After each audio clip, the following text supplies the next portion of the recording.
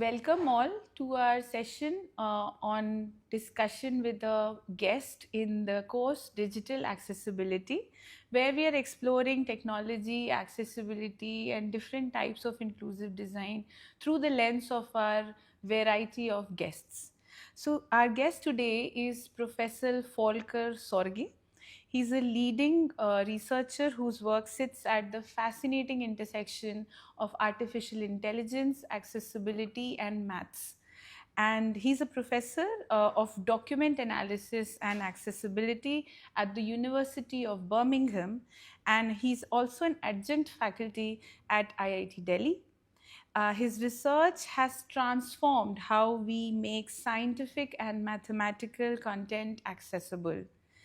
From improving screen readers for math to developing AI tools that are automatically able to describe and translate STEM diagrams, so diagrams related to physics, chemistry, maths, into tactile as well as auditory formats. So he's collaborated with organizations like Google, MathJax, and the American Institute of Mathematics. And he's also leading his own startup called Progressive Accessibility Solutions, which uses AI and pattern recognition to push the boundaries of STEM accessibility even further. We would like to welcome Professor Volker to our discussion. Thank you for joining us today. Thank you very much for having me. It's a pleasure to be here.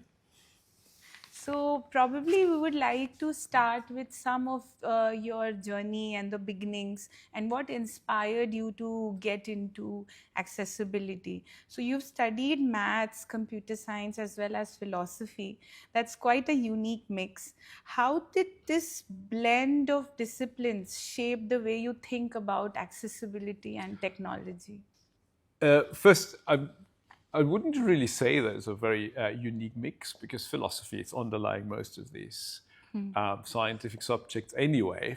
One could argue that mathematics is just a philosophy of its own. So from that point of view, and computer science, of course, grew out of mathematics. So it's all kind of very much part of each other, I feel. Well, one thing is that I did mathematics and computer science. Of course, I studied philosophy as well. And then I did a PhD in AI.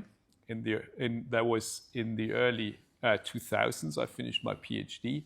And at the time, AI was still very much part of what one could say cognitive science, which obviously has a big underlying philosophical component as well. So you not just think about how can I make something intelligent, how can I build an intelligent artifact, but you think about how does that actually reflect what goes on in our own mind, how can we actually model our own mind, how can we even understand how things work in our own mind.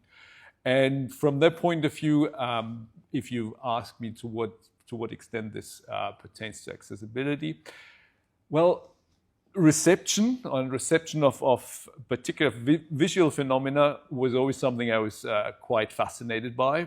And so it is certainly an interesting question of how do we perceive things, and then how do people perceive things they cannot see, and how can we kind of give them the similar experience to what we see and what is quite easy for us to understand because we can see it. How can we give them a similar experience, although they can't see things, or they can't experience certain aspects of particular what we learn in the same way we do. Interesting. So, but we would be very interested to understand, was there any specific moment or a challenge that sparked curiosity or inspiration to move into STEM content accessibility, particularly math content accessibility? Right. Yes. So I'm a mathematician by training, and I was always interested in how to do mathematics on a computer. Right? And there's various ways how to do mathematics on a computer, and in particular, I was always interested in the full journey in a way from what is mathematics in, say, in a textbook, then how it creates a representation in our mind, and how can we actually model this on a computer. And then this was in those days was symbolic AI and was called computational logic. How can we model this? And so there is And if you're trying to understand what is, for instance, written in a textbook for mathematics and then try to model this on a computer, there are certain other application areas which are interesting, what you can use it for. For instance, one in those days it was always interested for search, but also once you understand what actually the mathematics is, you might as well make it accessible for people who can't see it. And the main really pivotal moment in my life was when, we were always trying to kind of work on that area, but mainly we were working on the understanding part. Think about OCR, but think about OCR more for diagrams and mathematics. That's what I was doing with my research group. And I had a friend at the researcher at Google. Some people might know him. He's an Indian as well, TV Raman. And he just said, you've got a sabbatical coming up. Why don't you come to Google for a year and we'll try some of your ideas actually in practice as for accessibility, integrating mathematics, in particular for the Chromebox screen reader.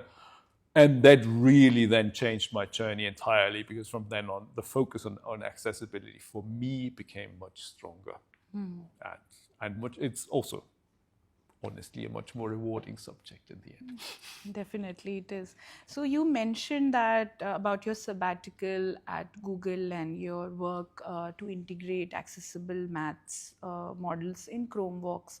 I think similar approaches have gone into MathJax as well. For our listeners who may not know, could you explain what makes reading and interpreting math on a web-based application such a big challenge for assistive technologies? What makes it a challenge is that mathematics is not like most other things you can read on a web page, which is fairly linear, where you can effectively read it from left to right. Mathematics you have to read two-dimensionally, and you have to understand what some of the relations between the symbols really mean.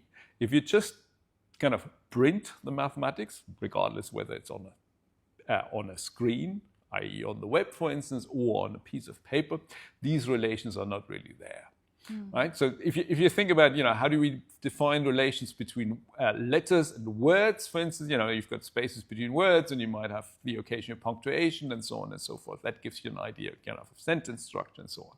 In mathematics, you really don't have that. In mathematics, you have to do this by understanding what some of these symbols mean and then interpreting this by what's the relation with the others. And that's the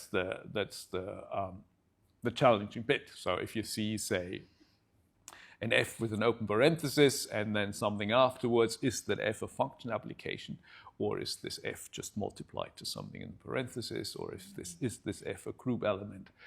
Which is just acting on something, and that makes it challenging because it isn't there initially. So you have to interpret whatever is there, and then from this interpretation, you have to try to make it accessible as closely or as best as you can. You will not in all cases will you find the right interpretations, because sometimes it depends very much on the context and what the author has intended. But in many cases, you can. So building on that, have there been moments where you have witnessed through your studies, through your experiments, where you have witnessed a positive impact of such a work, where persons or students with blindness were able to access math formulae better by using your models? Yes, I have. Yes. So occasionally, most of my work is open source. So you get feedback through the usual open source channels. Most feedback is the obvious one, that when things don't work. But occasionally you get people just writing you very, very nice emails in a way, saying, "Yeah, this is fantastic. Keep up the good work," or saying, "I never knew that this was like this." I mean, this is more, in terms of the mathematics. I got a lot of these feedback, but there's a lot of feedback we get for graphics in particular, where people really tell you, "Well, I knew about these types of graphics, but I never, for instance, knew that they were kind of structured like this or constructed like that." And that is quite exciting, I always find, because this really shows that your work has some impact on people in real life. If you're a scientist, you're always hoping to have impact, but generally your impact means that, half a dozen other people on the planet read your papers. If you do a work like this, which has then some practical applications on accessibility, then the impact is just so much more. It's more direct, and you can kind of get the human component behind it, which is always nice. Yeah, definitely. I think it's very rewarding as well in terms of the work. So moving to how your current company, Progressive Accessibility Solutions, works on making STEM diagrams accessible using AI and pattern recognition. So what is the behind the scene processes and models, if you can shed a little bit of a light without revealing the IP, of course. Yeah. So there's been a journey with the same journey everybody currently has for AI, of course, that we started out with what one could call more classical AI models in order to kind of pattern analysis and recognizing particular diagrams. Where you think about it, diagram consists of lines and letters and circles and things like this. So you kind of try to understand what are the basic geometrical primitives that are in the diagram. Then you try to localize these geometric primitives, try to understand the relationship between them. And then depending on the subject area your diagram is from, you can then start analyzing what that diagram really means. So think about it. If you have a couple of lines together and you have, say, two parallel lines and another line hitting those two lines in some point, and this is a molecule, then you've got a double bond and a single bond, and you might know that there's a carbon atom somewhere in this junction there. If this is a mathematical diagram, then it might mean something entirely different. And so from that point of view, you do the recognition, and then you try to do the interpretation, which gives it all the semantics. So how do you, so I think you mentioned that the recognition and the interpretation are two different aspects of it. They are two very different aspects. Yes. So of course AI is great at recognizing patterns, but how do you teach machines to understand the context or the meaning or the semantic aspects of the diagrams? And maybe training it on certain set of data may not be Yes, that is so. There's two ways to do this. One is trying to classify what things are, and therefore, with sufficient training to understand what's in there, and that goes back having effectively what we used to call an expert system, where you know how to interpret certain structures, and then you start putting these together. When it comes particular to scientific diagrams, what's important about scientific diagrams is precision. So you really need to be precise in what that diagram means in order to tell it or to explain it to the reader, because there is a significant difference. For instance, if you have molecule structures, there's a significant difference if you tell somebody, well, this is the molecule represents aspirin or the molecule represents heroin. That is, although there might be structurally not that much difference. So there is no there is no error. You can't allow for any error anyways. So and therefore purely statistical models, I would say, or just models that work with classifiers do not always work. They can help, and they are very helpful these days, in particular do some of the more tedious or mundane tasks of the recognition. But ultimately, you need something that is actually precise. So in this context, we would like to kind of explore a blue sky question. So how close we are to a future where a student could just take a photo of a whiteboard equation or a circuit diagram and have it instantly translated into an accessible format?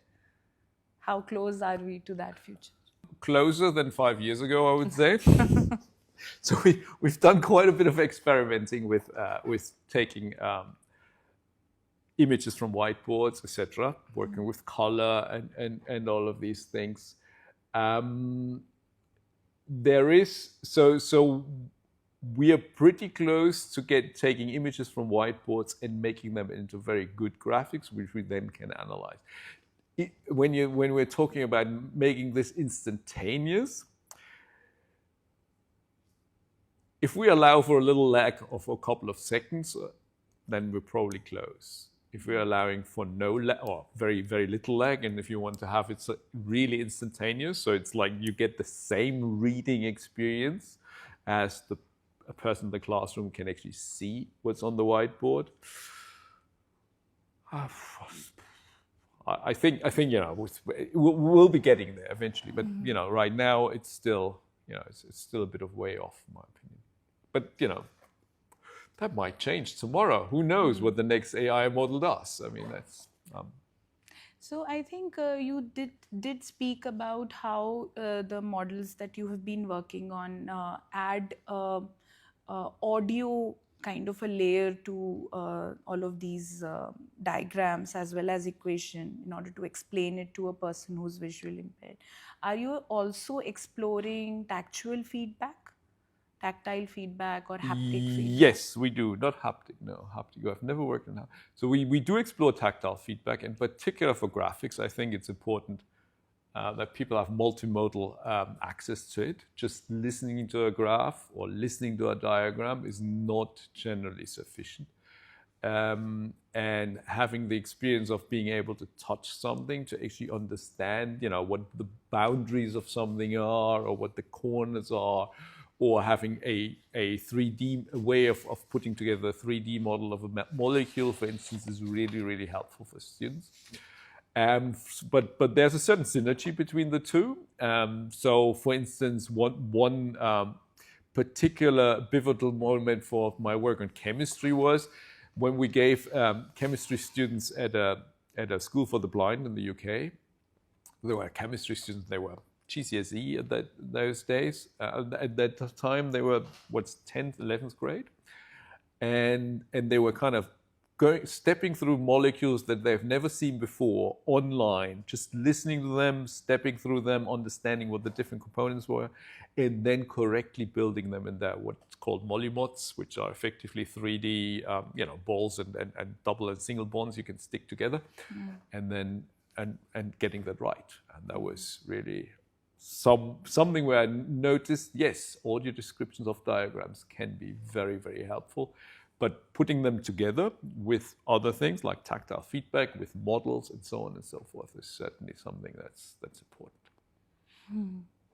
So have you, during your research, gotten an opportunity to do any longitudinal studies, like long-term learning impact related studies? I have to admit, no. Okay. That is a shame. I always wanted to get this off the ground because, and this is one of my pet subjects, if I may mention that. There are certain different learning, particularly for mathematics and since you mentioned tactile, mathematical braille formats. There are certain differences in approaches, which I suppose are cultural, or that there is.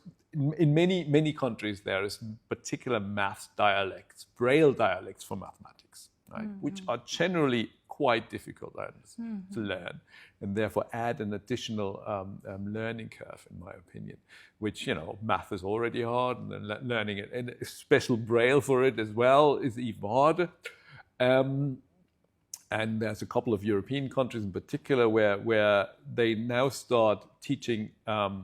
Effectively LaTeX, which is a very, very kind of concise representation of mathematical formulas most mathematicians use, teaching the kids pretty much from year one to use that as a math representation with 8-dot braille, meaning that you really only have one character per character that you use, because it's effectively 8 bits.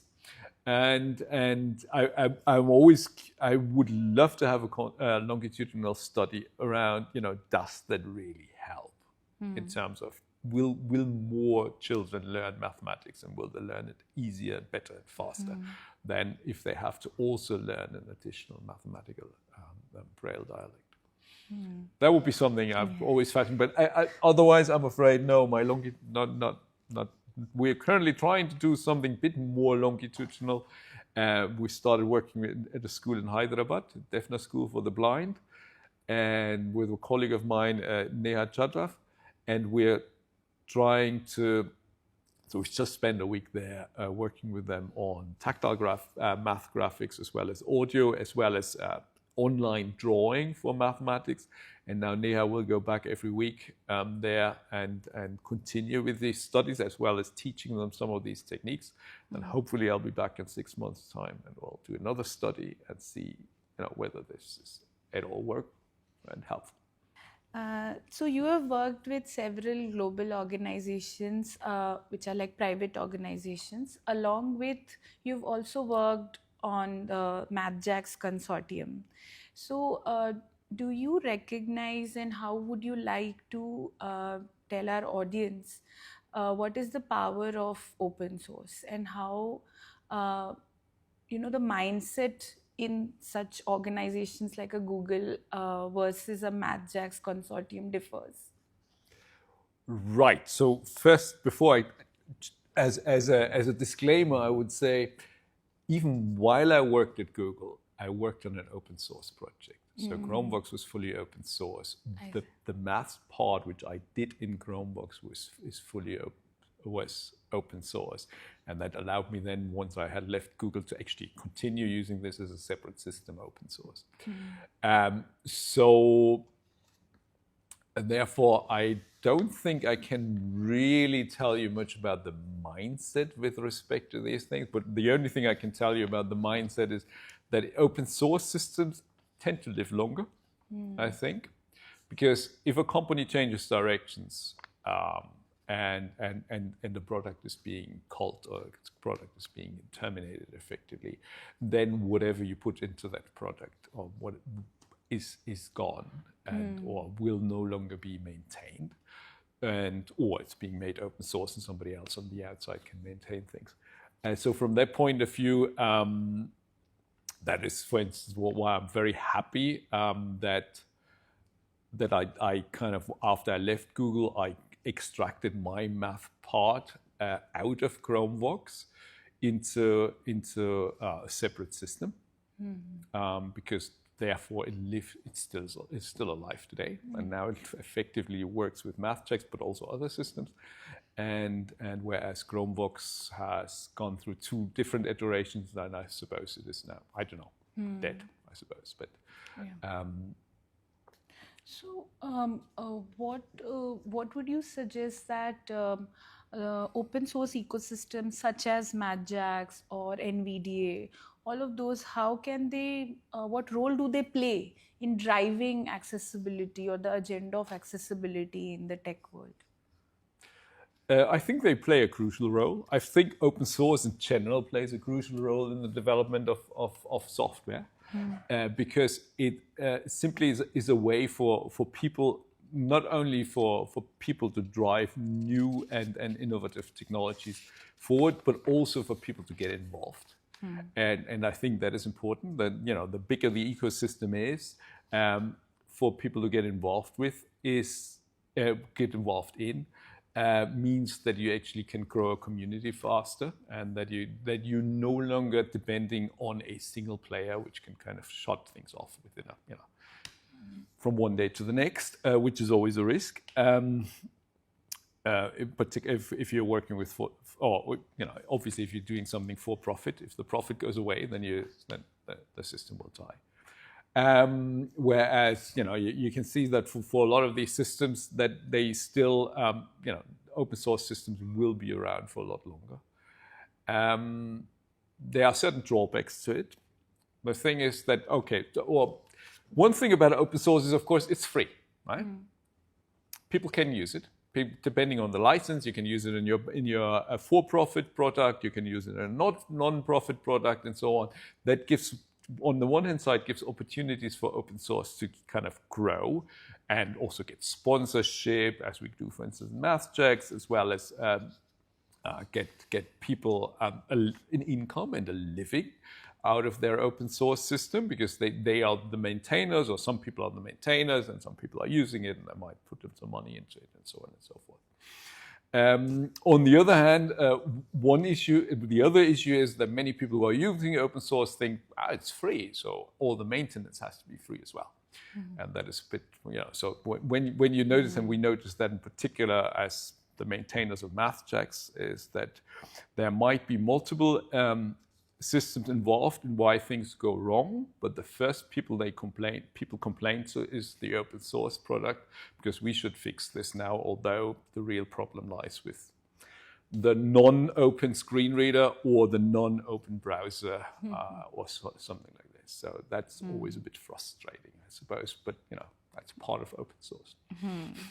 Yeah, good to know that. So you also have deep collaborative ties with IIT Delhi.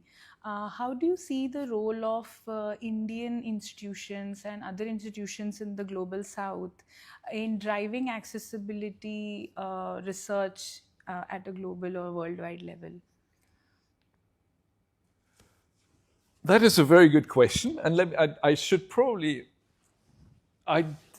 there's a couple of answers to this. I would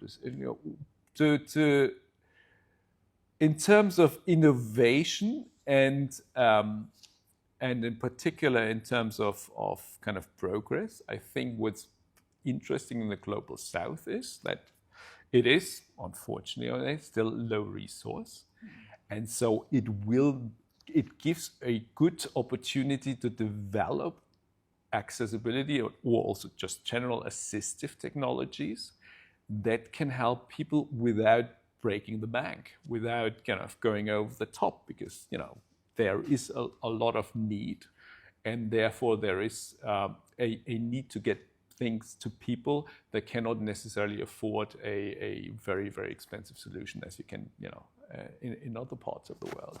So from that point of view, I believe there's a lot of drive for innovation. And if you look at, so I've just been to a conference here at the IIT Delhi called Empower, where there were a lot of exhibitors that are really building very, very ingenious solutions for many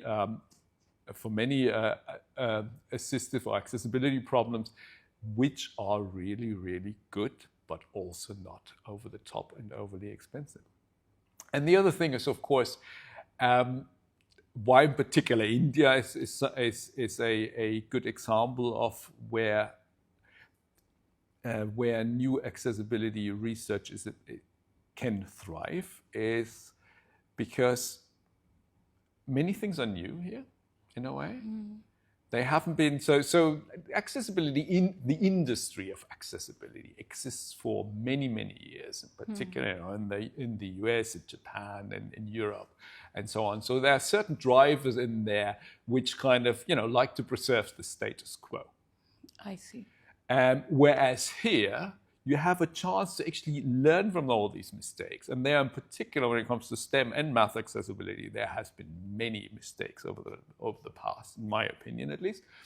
And we can forego those. And these can be avoided straight away. Instead, one can immediately work with much better, much more modern solutions than what has been done previously in other places. And so that is, I think this is a great chance, in particular, given how heterogeneous India is. It can become a fantastic model for the rest of the global south, because I give just the amount of languages you have here, the amount of obviously the number of people you have, and all of this, that just gives a very, very rich environment for important things like networking, propagating ideas, exchanging ideas, developing things that are particularly geared towards communities, heterogeneous communities, and that can be a fantastic model. That is a good advice, I think, to Indian institutions. So let us move to some different aspects of your work. So as AI is becoming so central to not just technology development, but also digital accessibility in its own right, what are some ethical or design dilemmas that keep you up at night?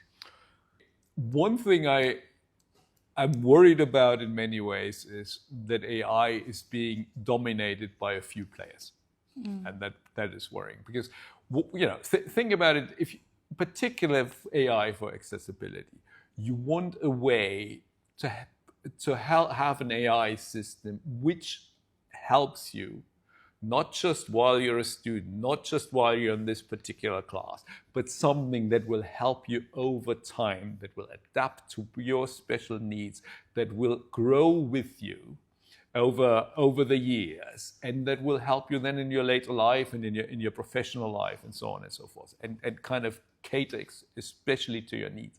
That, however, means that it learns effectively exactly who you are. And when it learns exactly who you are, there is always the danger that this information can be abused. And if this information is then just in the hand of a particular company, which doesn't even tell you what information they have, that is something I would be concerned about very much. And and in many ways, there is something to AI which can be very, very helpful, particularly for people with disabilities, but I think for everybody. But they also have to be able to individually control it and understand what's actually going on. And this is something which most people do not. So in many ways, it is also an educational question. We have to start educating people from a very young age what they're working with, how these things actually work, and what's good and what's bad. I see. So, in this light, how can we ensure that AI systems don't just automate accessibility, but also understand the diverse needs of, special users? Well, when you say automate accessibility, it's already a question, what does that mean to automate accessibility? So when I automate accessibility and I say, well, I want to make, for instance, a document accessible, or I want to make a video accessible, or what does that really mean? So already there is the question, who's the user for whom I have to automate this? Right? Do I have to put subtitles in there? Do I have to put an audio description with it? Do I have to, do I have to speak out a diagram, and so on and so forth? So from their point of view, I mean, automating accessibility is intricately interwoven with the target audience already. So in a way, before you even do the automation, you need to know who you're going to talk to. And obviously, so I'm an advocate that everything should be in the content. So you don't have to rely on software X and special system Y in order to make things accessible for you. So from that point of view, it's more a question of understanding what the content is, then putting this together with the special needs of the user, and then deriving the right mode of accessibility, or of the right, how should I put this? The right mode or modality that you need in order to make it accessible for the particular user. And that's where AI should come in and really should help. I see.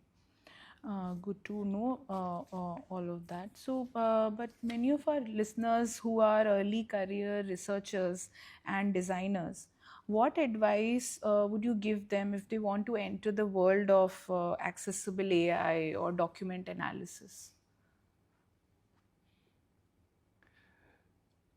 What advice would I give them? Like what skill sets would they need to learn probably to still be relevant in the domain of accessibility? Well, the obvious skill set is to learn how to work with AI, and in particular to learn how to review AI, because AI is fantastic. So I'm just think about a developing aspect. So AI is really fantastic in order to, it can write entire apps for you.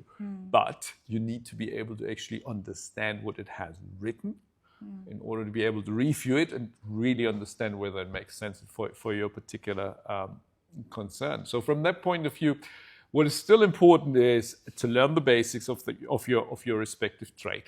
That's always important. You have to learn the very basics of what computation is. You have to learn the very basics of design and so on and so forth, and then learn in what I would call this kind of separation of concern.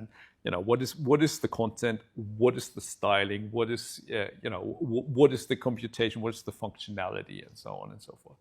And if you can separate these out, then you can actually understand how you can put them back together. So in this light, what kind of breakthroughs do you think we'll see in the next 10 years, especially in making complex STEM materials universally accessible? I believe that, that we can solve the majority of the problems in the next 10 years. I strongly believe in that, and I particularly believe in the possibility of solving those correctly, which is not always. I mentioned that previously. You don't always understand what the math formula really means because you have only a certain limited way of interpreting it.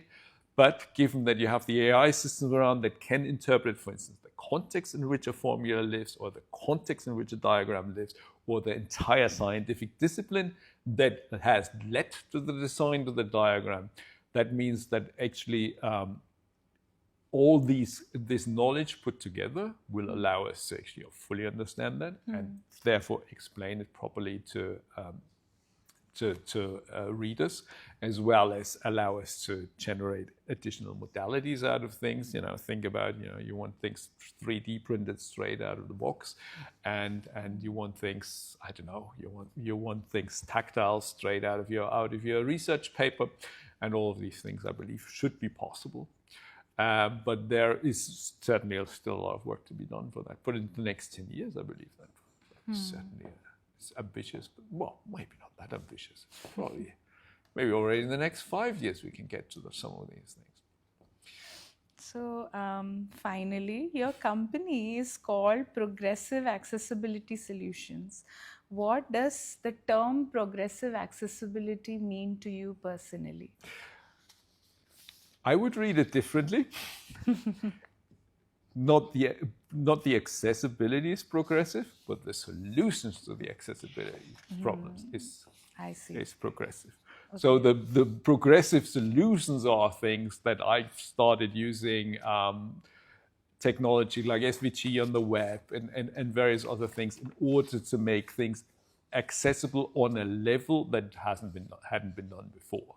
So so my strong belief is that the content should be accessible. As I said before, it's not going to have to depend on the software you're using, which operating system you're running, which plugin you've downloaded. The content itself should be accessible.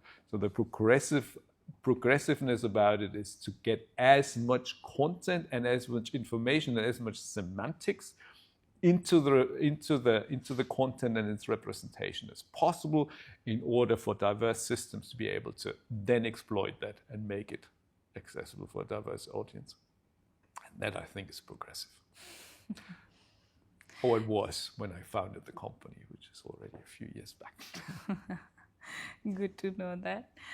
So Volker, this has been such an inspiring conversation, and you've shown us that STEM accessibility is not just about translating information, but it's also about rethinking how we represent knowledge itself.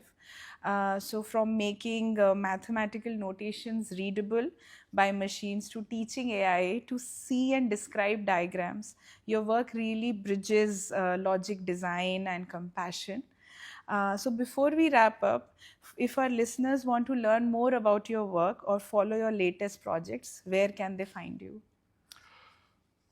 My company, progressiveaccess.com, is the address. I don't do just work with my company. As I said, we do work with math checks, we do work with others. Where can they find me? Easiest right these days is just ping me on LinkedIn, try to connect, tell me what you want to do, and I'll be happy to answer it. And if I don't answer, that is not unusual. Ping me again. I'm very bad at replying. Okay. Thank you, Professor Volker Sorge, for taking out the time and talking to us. And I'm sure our listeners have gained a lot from this conversation. Thank you, and we'll see you again in the next session of Digital Accessibility.